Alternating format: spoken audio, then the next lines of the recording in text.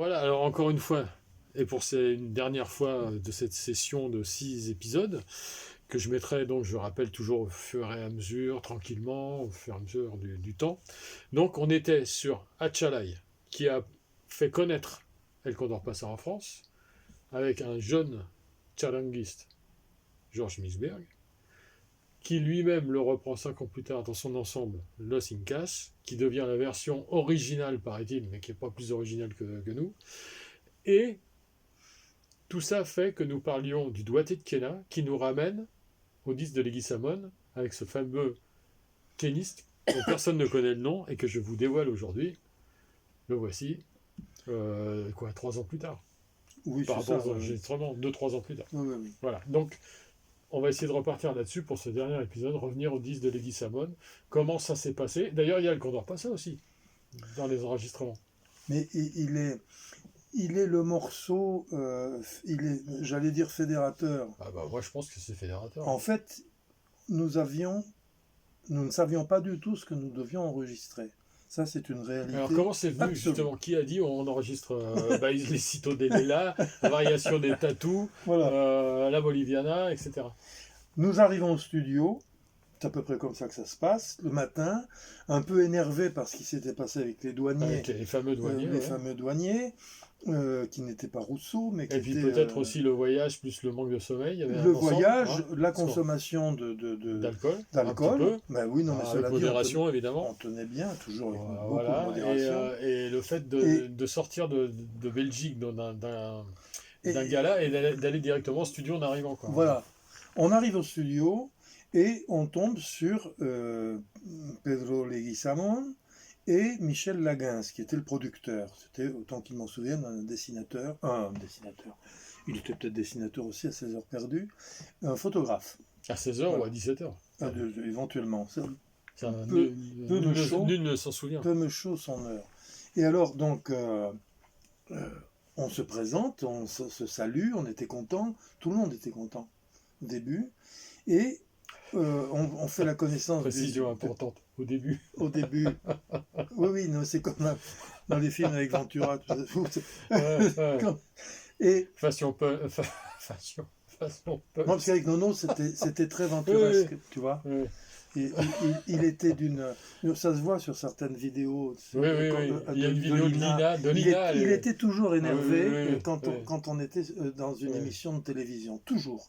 Il y avait toujours et on connaissait c'était pas des tics, mais c'était des signaux, des signes avant-coureurs d'énervement redoutable, souvent. Et moi, il m'arrivait de le calmer, mais il arrivait aussi que je me trouvasse dans une situation d'énervement aussi, bien que je fusse moins costaud que lui, mais j'étais énervé. J'étais nerveux. Et donc, on arrive au studio, tout se passe bien, on fait comme on commence à accorder les instruments. Virgilio parle avec su hermano Pedro Leguizamón, et c'est très important, hermano, parce que nous, on se le dit souvent. Mais c'est un peu comme quand on dit je t'aime à quelqu'un, je le dis à mes 3 filles parce que je le pense. Et ça n'est pas une formule. Mais souvent, bref. Mais dans le show business, c'est ce qu'on dit. Ouais, qu'est-ce qu'on dit? C'est que de l'amour. C'est que de l'amour. Enfin, show business. Oh là là là. Ben voilà. Saint-Sébastien. Donc, très sympathique au demeurant. Oui, donc, on commence à accorder et on se dit qu'est-ce qu'on va jouer. Et on nous annonce que le programme, comment dire, je ne sais pas comment on peut appeler ça, l'enjeu, la liste, c'est 2 disques à faire en une journée. 2 long plays, donc qui à l'origine et à l'époque surtout, pas à l'origine, à l'époque, contenaient, autant qu'ils m'en souviennent encore une fois, 6 titres par face. Oui. Voire davantage. Oui, donc nous, par exemple, 24-25 titres. Quand on avait enregistré le Condor Passa en février 68 à compte d'auteur, ce qui devait s'appeler le Condor Passa avec Nani, Christiane, Jean-Jacques, Dan et moi, nous avions enregistré 14 titres. Ouais. Et donc Barclay en a supprimé 2. Il faudra que je retrouve lesquels. Ouais. Mais il n'a pas supprimé que ça. Ouais. On en reparlera. Voilà. Donc je ferme cette parenthèse. Et on dit Mamma mia, et on se regarde. Qu'est-ce qu'on va faire comme morceau? En fait, l'idée qu'ils devaient avoir, peut-être je me trompe, mais je me permets, c'est que peut-être, vu qu'ils savaient tous que vous jouiez à l'escale tout le temps, oui. C'était genre, vous jouez, on met un micro et voilà quoi. Mais c'était ça. Mais c'était ça en fait. C'est pour ça que, en fait, c'est quasiment de l'impro, l'improvisation. Enfin, improvisation un peu calculée à l'avance, tu ne crois pas si bien sur l'escale, mais... C'est tout à fait de l'improvisation. Voilà, c'est pour ça qu'il y a des trucs hallucinants. À tout point de vue. C'est pour ça que moi, quand j'écoute ces morceaux-là, il y a des morceaux d'anthologie parce que c'est fait dans l'impro. Et c'est pas calculé. Je vais dire, tu ne crois pas si bien dire, c'est une formule un peu facile, mais tu ne crois pas si bien dire. Ah oui, d'accord, mais c'est facile. Dis sur ce ton. Sur ce ton, c'est vu. Tu ne crois pas si bien dire. Ouais. Parce que tout était improvisé et le summum, c'est quand on pense que la plupart des morceaux, nous ne les avons jamais écoutés dans le studio. Vous jouiez, vous passiez au suivant, quoi. Voilà. Sans et il disait, c'est bien, c'est bon.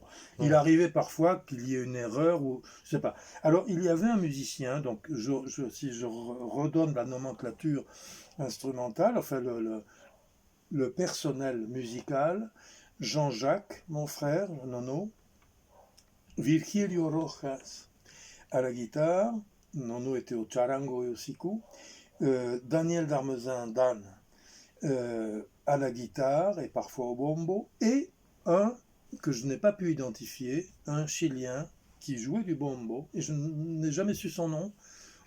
On ne s'est vu qu'une fois, il jouait, il accompagnait très très bien, tout était parfait. Autant que cela pouvait l'être. Voilà. Et nous commençons à enregistrer. Alors je ne sais plus par quel morceau nous avons commencé. Et il se trouve que nous avons enregistré en tout 23 morceaux. Parce que le Condor Passa était commun aux deux. Ah voilà, pour faire les 24. Voilà. D'accord. Donc on n'a enregistré qu'une seule fois ce Condor Passa. Et ensuite nous avons continué à enregistrer. Et comme nous travaillions beaucoup avec Virgilio à l'époque, avec Dan, comme tu le disais, et avec Jean-Jacques entre nous, c'était une espèce de rhizome, tu vois, c'était des synapses. En fait, il y avait des choses qui étaient déjà presque répétées sans être répétées. Complètement. C'était de l'automatisme. Voilà. Et il y avait un instinct terrible, ce qui fait qu'on pouvait moi, je me suis planté souvent, mais il pouvait y avoir ce qu'on appelle des fausses notes. Il y avait des notes à côté, il y avait des problèmes peut-être rythmiques souvent, de certains Aristarques bien connus de nous vont dire ah bah oui là dans tel morceau c'est pas comme ça, dans tel morceau ça se plante. Je me permets de dire que ça je l'ai jamais entendu sur ces morceaux-là. C'est plutôt l'inverse. C'est-à-dire qu'il y a tellement une fraîcheur, un swing, un truc pas répété justement. C'est ça qui fait l'improvisation de ces morceaux, qui fait que c'est devenu totalement exceptionnel maintenant avec le recul. C'est drôle que tu dises ça, ça me fait très plaisir. Et il y a beaucoup de gens qui pensent que ce que je dis là. Ça me touche beaucoup parce que je ne l'ai jamais entendu jusque-là. Mais c'est pas grave. Ah alors t'as pas entendu les bonnes personnes. Parce que sincèrement, mais sincèrement, beaucoup de gens pensent que ces enregistrements-là, ces 23 morceaux, sont à part. Et totalement à part. Quand on écoute la Boliviana que tu as interprétée à la Quena, c'est un morceau d'anthologie. C'est toi qui le dis. Mais enfin, nous le disons. Non, mais je t'assure. Écoute-le, éventuellement. Je n'aime pas me réécouter. Mais c'est quand même bon.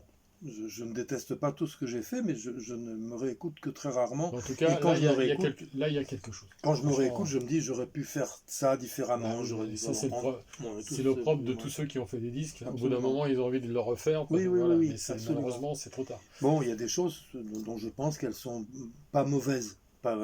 Et là, ce qui se passait, c'est qu'effectivement, il y avait une telle osmose, il y avait une empathie très forte entre Virgilio, Dan, Nono, ce Chilien et moi. Donc le preneur de son qui était remarquable, parce que je ne me rappelle plus son nom, mais ça s'entend d'ailleurs. Oui.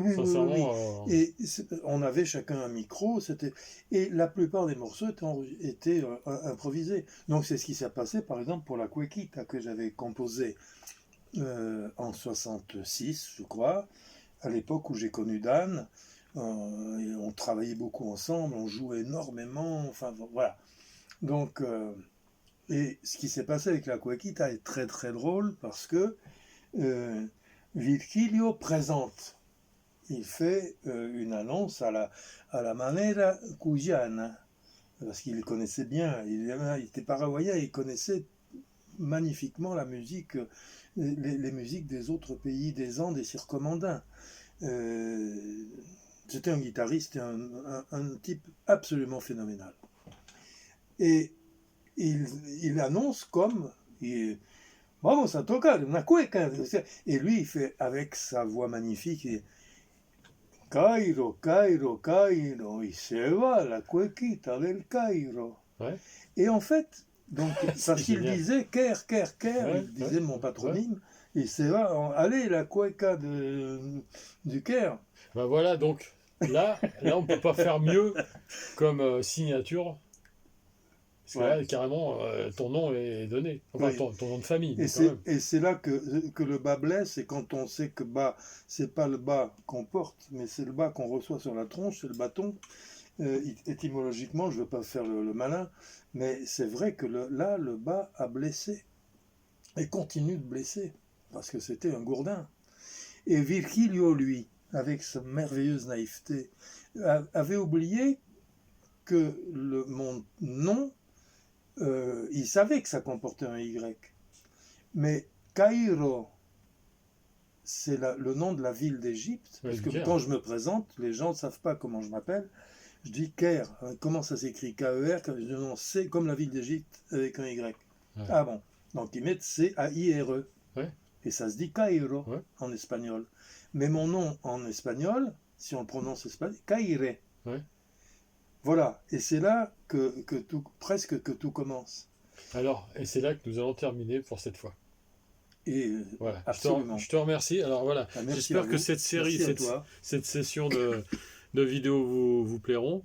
On va reprendre ça d'ici quelques temps, on va se mettre d'accord, on va réfléchir à la suite parce qu'il y a encore beaucoup de sujets à aborder. Mais en tout cas, on espère vraiment, enfin moi j'espère, mais je sais que Nico aussi espère. Merci. Que les choses vont vous plaire. Et voilà, gracias por todo, hermano. Avec grand plaisir. À bientôt les amis. Nos vemos. Hasta luego. À bientôt.